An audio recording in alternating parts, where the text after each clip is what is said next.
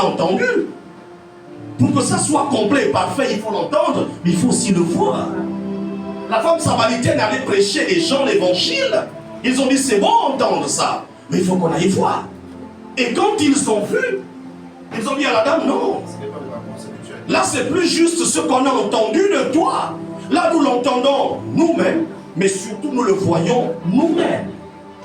Là la reproduction peut être complète. De vous à moi, qui a vu Paul ici?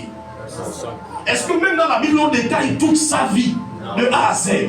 Mais on ne peut pas copier un modèle incomplet. Comment tu vas copier un modèle incomplet? Ça ne va pas marcher. Même de lui-même Jésus-Christ, est-ce que nous avons sa vie de A à Z dans les Écritures? Il y a des parties manquantes. Il y a des éléments qu'on n'a pas à l'intérieur.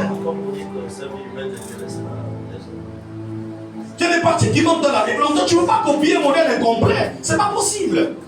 Dans la formule, s'il manque 2 équations, on va te dire que c'est incomplet. Il faut avoir toute la formule pour reproduire efficacement et parfaitement le modèle. Mais il manque les équations. Ça va être incomplet. Et Dieu lui-même a vu ça. Il a vu que non.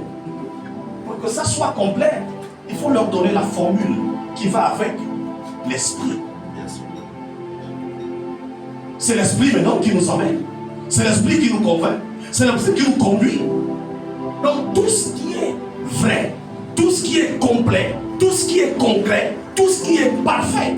Parce que s'il fallait juste se limiter aux histoires des hommes, on devait reproduire des modèles incomplets.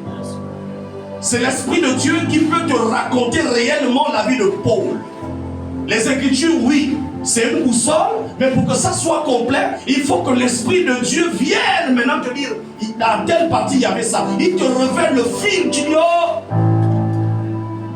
Même pour comprendre les Écritures, il sait que le côté humain ne peut pas le comprendre.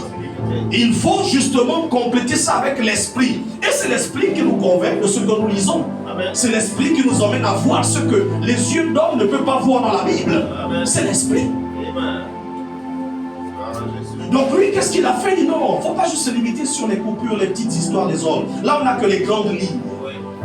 De tous les héros de la foi, on n'a que les grandes lignes.